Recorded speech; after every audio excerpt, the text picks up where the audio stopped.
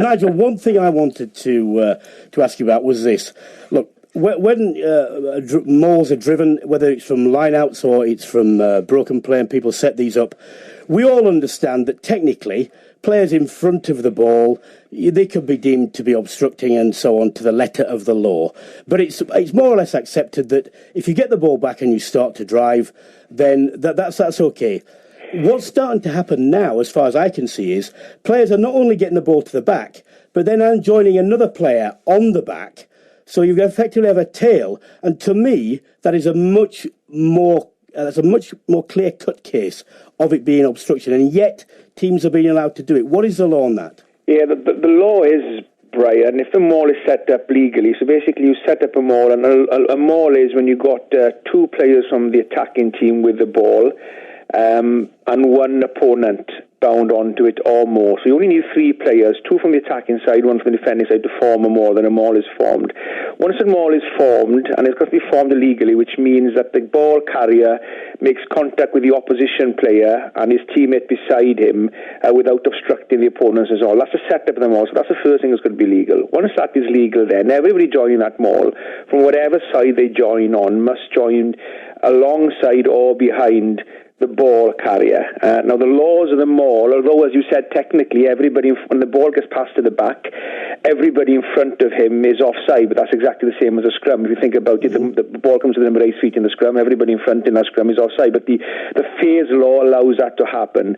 And I understand what you're saying is what's happening at the moment, and it's something that we need to sit down as a group of referees with the referees directors, and to get a clear message on how we want this to be refereed or how we should be refereed. What's happening at the moment is, although I don't think it's disadvantaging any of the attacking team in doing this, it just makes it easier. Rather than passing the ball back from guy to guy, the guy who rejoins at the back sort of joins alongside the ball carrier and then just slips in front of him. Now, I don't think that prevents any contest from the opposition getting at the ball carrier, but it is technically an illegality of the continuation of that maul. Although it has no effect on the defence of it in that phase when it's right at the back, it is something that is happening, and at the moment we as referees are allowing it to happen because probably the reason that we're thinking is that it's not actually making any difference. It's just, instead of the guy with the ball passing the ball back, he just sort of slips back from the two slip inside of him. So that's something that we need to Nigel, see as an issue. From a player's point of view, I would say this, is that what you're seeking to do, if you find yourself in the middle, is you want everyone to come around you and then you slip back. You just keep going back and back and back to keep out of the way. And that is a definite advantage because players who are legitimately there, who've come through the middle and whatever, they found themselves blocked by players who've joined at the back, and all of a sudden the guy who they would be contesting the ball off suddenly slips himself to the back.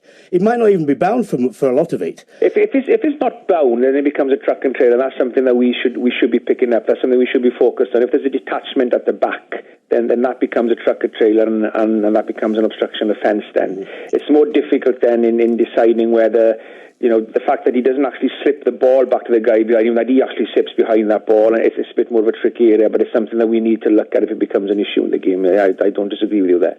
Nigel, a couple of years ago there was the law that you can actually sack a maul whenever you like. What's your personal opinion to make it easier for the refs to not give penalties away with more time? Yeah, they tried that, I think, didn't they? Didn't that come in with just about the same time as the LEVs that came in, and it didn't deem to be Yes, it did, and it was a disaster, as indeed many of us, including me, said it would be, actually. Yeah, I think it's... I think if we referees the laws of the game better as it comes to the maul and be more aware, and it's a difficult one to referee because you've got to decide, has the defending team, have they sheared off from the maul in trying to get an obstruction, which means it's the same maul, so it's not obstruction, or has the attacking team with the ball sheared off and form obstruction? It is a minefield to referee at the moment, but I think if we get better at it and referee it more clearly and referee within the laws of the game with the maul in setting it up and also getting the defence to join onside as well as the attacking team onside, then I think the maul can be defended, and also it can be an attacking ploy, which it could quite rightly should be for a mauling side in the laws of the game. So I think it's something we as referees need to be aware of and need to be better at, I think, and that will get the maul back to where it was a few years ago, where it was a good phase of the game and is an important phase of the game, I think.